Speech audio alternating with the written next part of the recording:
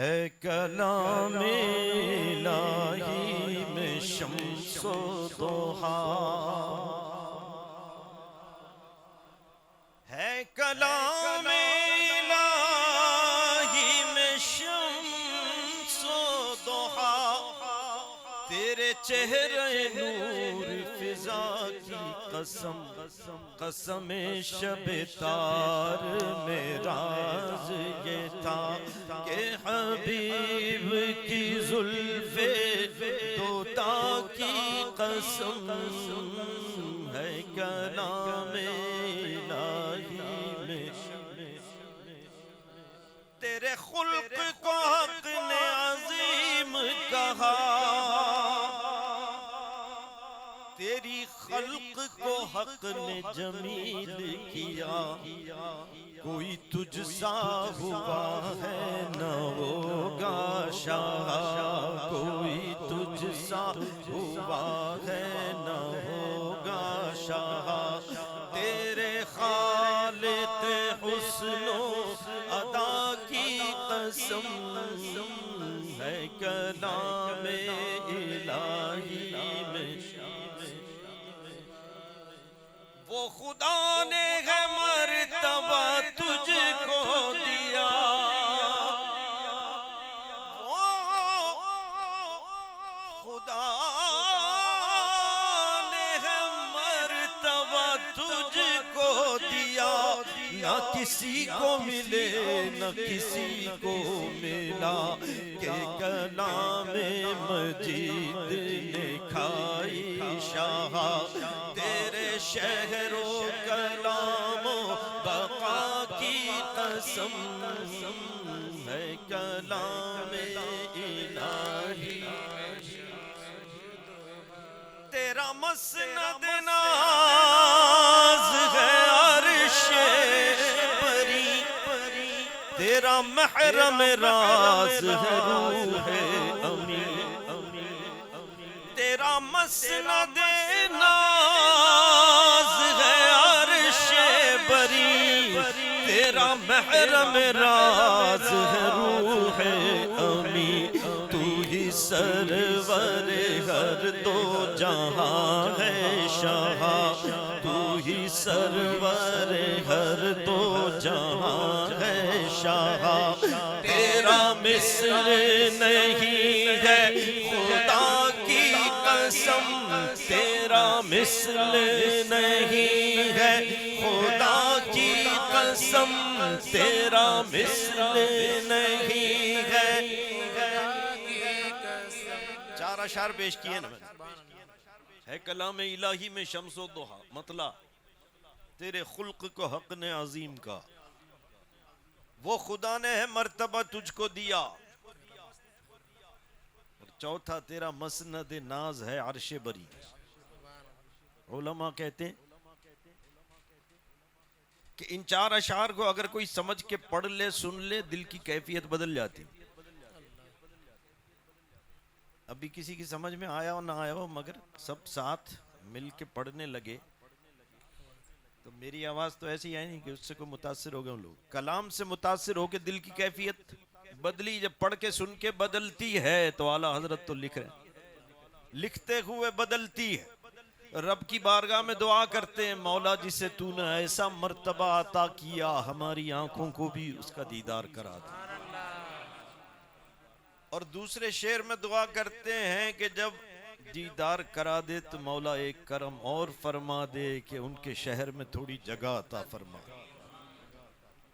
تو ہی بندوں پہ کرتا ہے لطف و عطا، ہے تجھی پہ بھروسہ تجھی سے دعا، مجھے جلوے پاک رسول دکھا، مجھے جلوے پاک رسول دکھا، مجھے جلوے پاک رسول دکھا، تجھے اپنے ہی عز و علا کی قسم، تجھے اپنے ہی عز و علا کی قسم، ہے کلام الہی میں شمس و ضحا.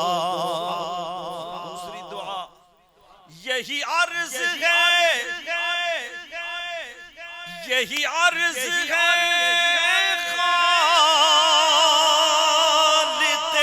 ارض و سما، یہی عرض ہے خالق ارض و سما. وہ رسول ہے تیرے میں بندہ تیرا، مجھے ان کے جوار میں دے وہ جگہ، مجھے ان کے جوار میں دے وہ جگہ. کہ ہے خلد کو جس کی صفا کی قسم، کہ ہے خلد کو جس کی صفا کی قسم. ہے کلام الہی میں شمس و ضحا. آخری شعر پیش کرتا. دو اشعار آپ نے دعائیہ رب کی بارگاہ میں سنے. کوئی سن کے کہے دیکھیے آپ اپنے عمل کو تو دیکھتے نہیں، عمل آپ کے دیکھتے نہیں آپ، اور تمنائیں کرتے ہیں اونچی اونچی. یہ کیا معاملہ؟ تو اعلیٰ حضرت کہتے ہیں کہ تم ہمیں تھوڑا بہت گناہگار سمجھتے ہو، ارے کسی کے گناہ حد سے زیادہ ہوں، میرے آقا کے دامن سے وہ وابستہ ہو تو پھر اس کے لیے بھی خوشخبری ہے. تم ہماری بات کرتے ہو. میرے گرچہ گناہ ہے حد سے سوا، مگر ان سے امید ہے تجھ سے رجا. تو رحیم ہے ان کا کرم ہے گواہ، وہ کریم ہے تیری عطا کی قسم. تو رحیم ہے ان کا کرم ہے گواہ، وہ کریم ہے تیری عطا کی قسم. وہ کریم ہے تیری عطا کی قسم. ہے کلام الہی. آخری شعر مقطع پیش کرتا. اور 4 اشعار کے بعد میں نے عرض کیا نا کہ علماء کہتے ہیں کیفیت بدلی، اس کیفیت کے بدلنے کا اظہار مقطع میں کرتے. کیسے پتہ لگتا ہے کہ مقطع میں خود ہی اپنے کلام کی تعریف کر رہے ہیں. کوئی اپنی تعریف کرتا مگر کہتے نہیں میں نے کلام لکھا ایسے کہ میں اپنی تعریف کیے بغیر نہیں رہ سکتا، کہ یہ کلام اتنا اچھا لکھا ہے میں نے، اور تحدیث نعمت کے طور پہ عرض کر رہا ہوں کہ قرآن پاک میں رب تبارک و تعالی فرماتا ہے وَأَمَّا بِنِعْمَةِ رَبِّكَ فَحَدِّثْ. تو اس کے تحت میں نے اتنا خوبصورت کلام لکھا تو تعریف کیوں نہ کروں. تو کہتے ہیں ایسا کلام ہے یہ کلام کہ ایسا کلام لکھنے والا پورے ہندوستان میں کوئی نہیں. اتنا اچھا کلام میں نے لکھا. آخر میں ردیف جو ہے وہ قسم ہے، ہر شعر کے آخر میں قسم. اعلیٰ حضرت آپ کے کلام کی تعریف کرتے ہوئے قسم کون اٹھا رہا؟ کہتے ہیں میرے کلام کی تعریف کے لیے لفظ بلبل استعمال کیا جاتا ہے، مگر میرے کلام کی تعریف خود بلبل کر رہی. اعلیٰ حضرت کہاں کی بلبل؟ تو کہتے ہیں دنیا کے باغ کی نہیں، جنت کے باغ کی بلبل. اور جنت کے باغ کی بلبل تعریف کر کے قسم اٹھا رہی ہے. تو اعلیٰ حضرت قسم کس چیز کی اٹھا رہی ہے؟ کہتے ہیں میرے سینے میں جو عشق رسول ہے اس کی قسم اٹھا کر کہتی ہے ایسا کلام لکھنے والا پورے ہندوستان میں کوئی نہیں. یہی کہتی ہے بلبل باغ جنا کہ رضا کی طرح کوئی سحر بیان نہیں ہند میں واصف شاہ خدا، نہیں ہند میں واصف شاہ خدا.